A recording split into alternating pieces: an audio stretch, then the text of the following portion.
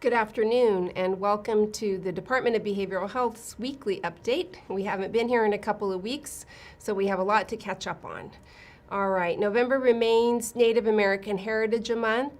We talked a couple weeks ago about the new land acknowledgement that we'll be doing in our department, and so you should have gotten a video from Dennis Horn talking about that, so look through your email if you don't have that. COVID marches on. This is nothing new. Over 255 million cases worldwide, now over 5.12 million deaths worldwide. In the United States, we have 47,442,975 cases, and we're now approaching 768,000 deaths. In California, we're at a 2.4% positivity rate. 2 weeks ago, we were at 2.2. Just can't seem to get it significantly lower than that. And so you'll see that over the past several weeks it has went down, but it's staying around that 2 to 2.5%. In Fresno County, we now have 142,366 cases, and we've had 2,230 confirmed deaths due to COVID. For youth, we're now at 30,500 cases, so that continues to go up. For hospitalization, this is a tough one for us. We were down at 247 in the middle of October about a month ago. Then we went back up again to 291, to 300. We actually went to about 310, 314. Now we've started slowly coming back down again, and we're at 263, with 63 individuals in the ICU. So 263 hospitalized, 63 in the ICU, and only 8 ICU beds left. And so, we're entering a period of time. It's why we're encouraging you to get vaccinated for the flu as well. That hospitals typically go through an increase in severe illness due to other viruses and such. And just like last year, it was a real crisis situation. And so we're really trying to get all of these numbers down so that we don't further overwhelm hospitals. Youth have went back up a little bit as well, although that's dropping down again. If you look on the graph, you'll see that hospitalization, which is the lighter orange or red color, has fluctuated up and down, as has ICU, just like with adults. For testing, we're now down to 6.9% testing positivity, which is better than where we were at a few weeks ago, which was over 9%, but still significantly above where we need to be if we want to really tamp down on hospitalizations and deaths. We now are over 531,000 residents fully vaccinated. That's a huge improvement. And about 68,000 who are partially vaccinated. That includes as well 39,190 who've received a booster dose. I'm going to get my booster dose this Friday, and so please join me if you haven't already gotten your booster dose.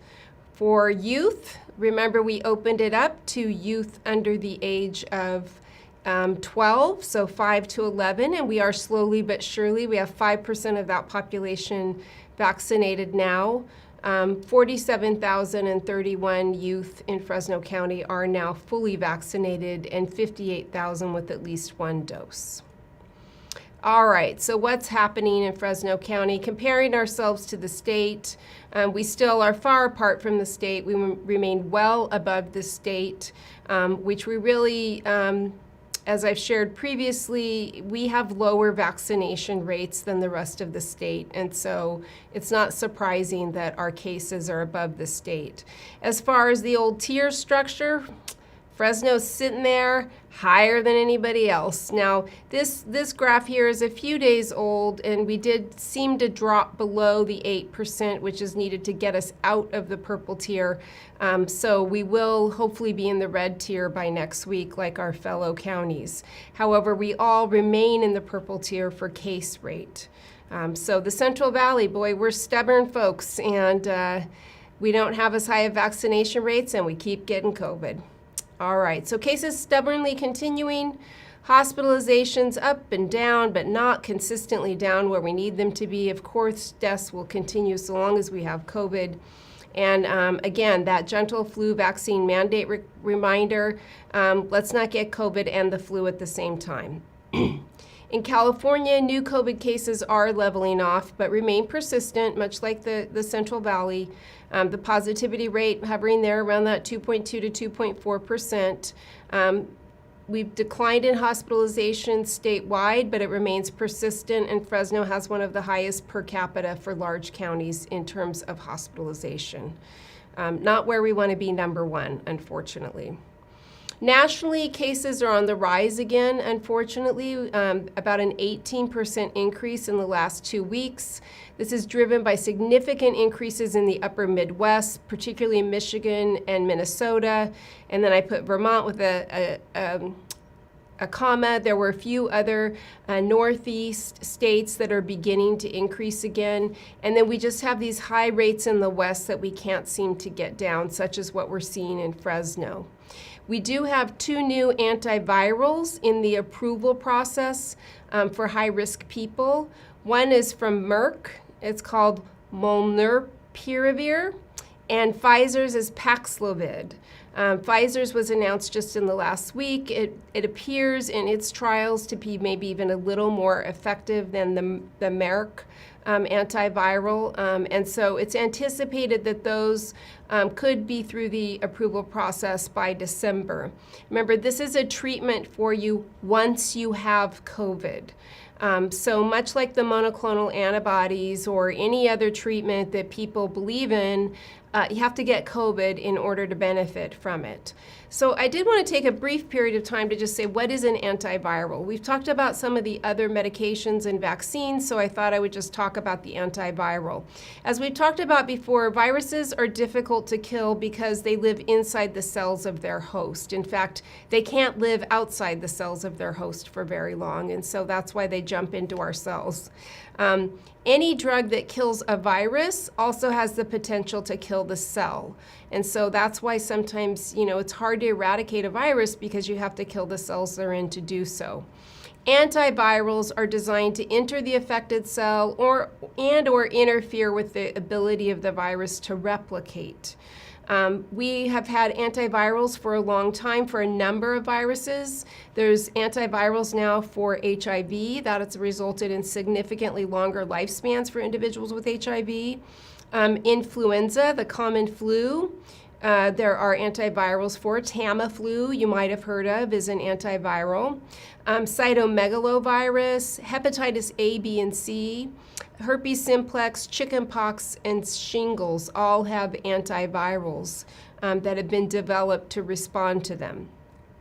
So what does an antiviral do? Again, some are able to enter the cell that's been infected with the virus, interfere with synthesis or cell regulation so that the cell can't survive. Some interfere with the ability of the virus to bind to cells. Some stimulate the immune system. But antivirals do work best with a healthy immune system. So for people who have compromised immune systems, who remember don't do so well all the times, even generating an immune response with a vaccine, an antiviral might not work as well with them. And then the really important thing to remember, and this is why people who have HIV have to be on antivirals for the rest of their life, it inhibits active replication. But if the virus remains in your body and you take away the antiviral, viral growth will resume. And so if it's something like HIV that it doesn't actually kill the virus, then if you take it away, it will come back.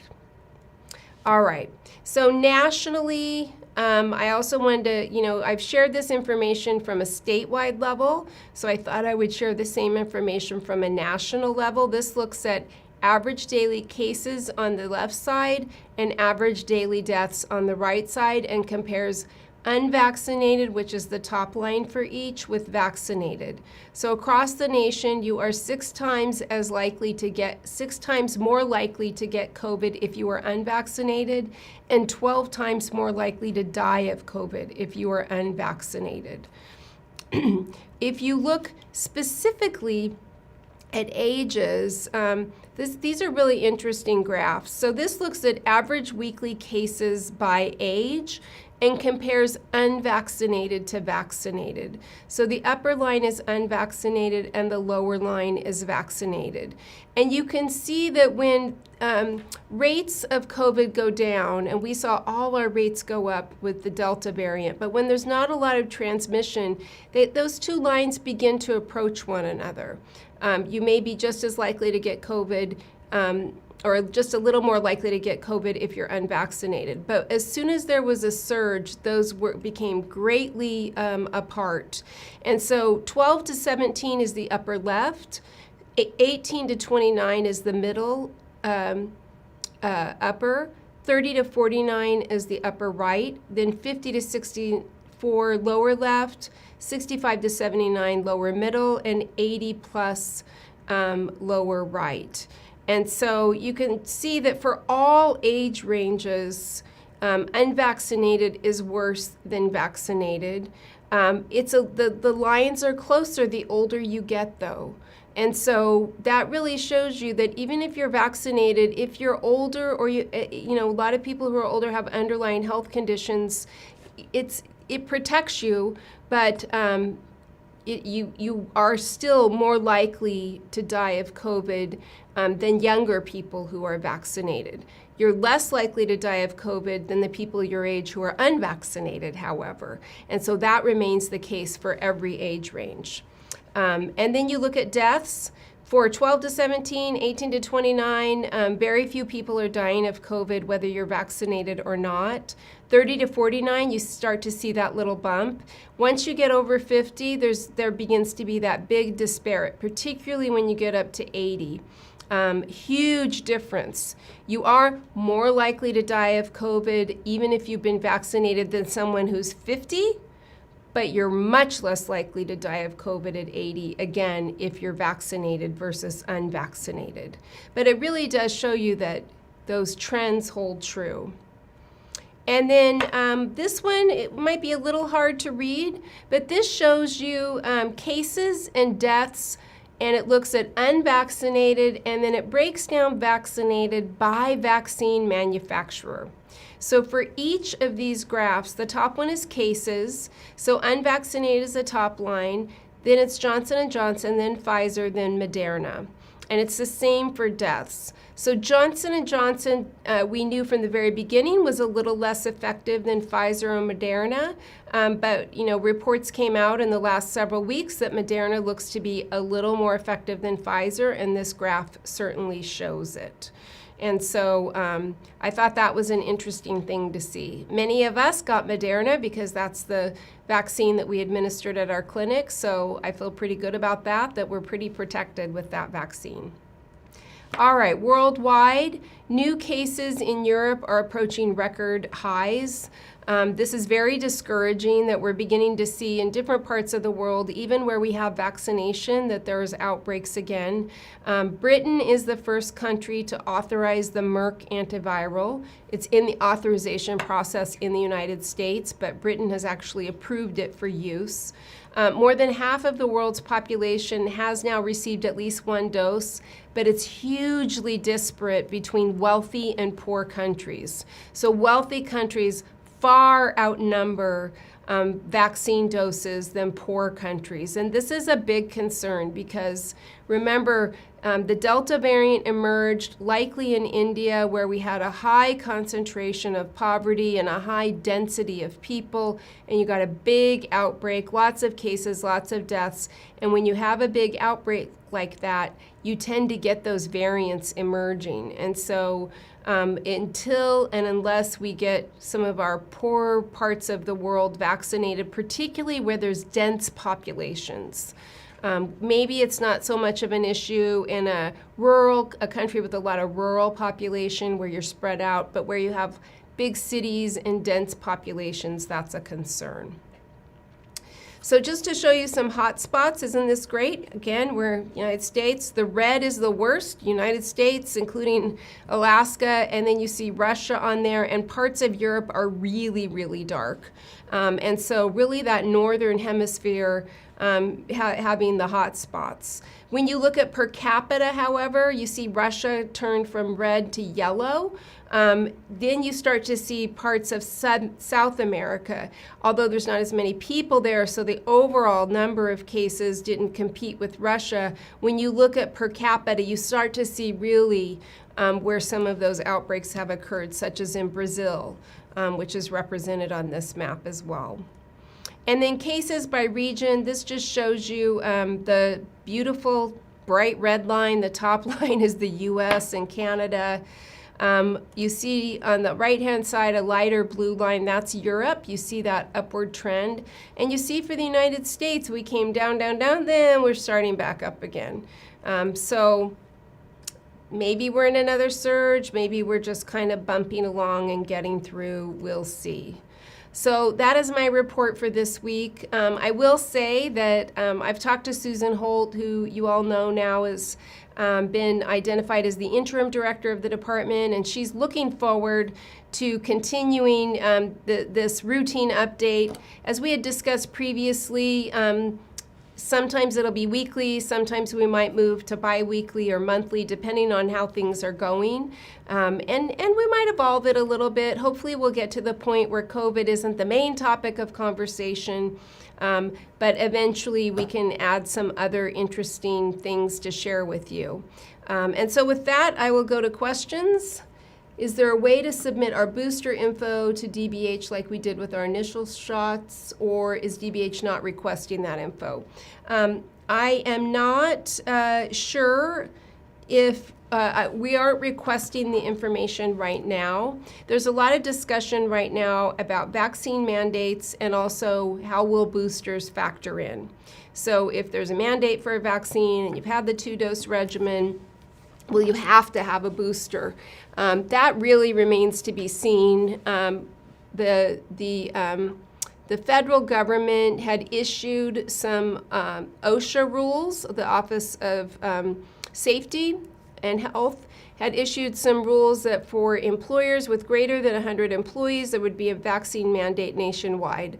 That is now caught up in the court system. There was a lawsuit against that, and the preliminary results put a stay on that, which means that the federal government can't implement that vaccine mandate. So I anticipate that there'll be some legal decision-making that will occur, and that will really guide next steps as far as overall mandates and may even impact whether or not a booster would be mandated at some point. Right now, a booster isn't mandated. You are welcome to share that you've had a booster, and we'll keep track of that as well. But right now, that's not something that the county has asked us to share. All right, let's see if we have any other questions. I don't have any on my phone via text. I don't seem to have any more in our chat. So if any questions come up between now and next week's update, I think we're going to have one next week. It's a short week. Oh, we're not having one next week because it's a short week.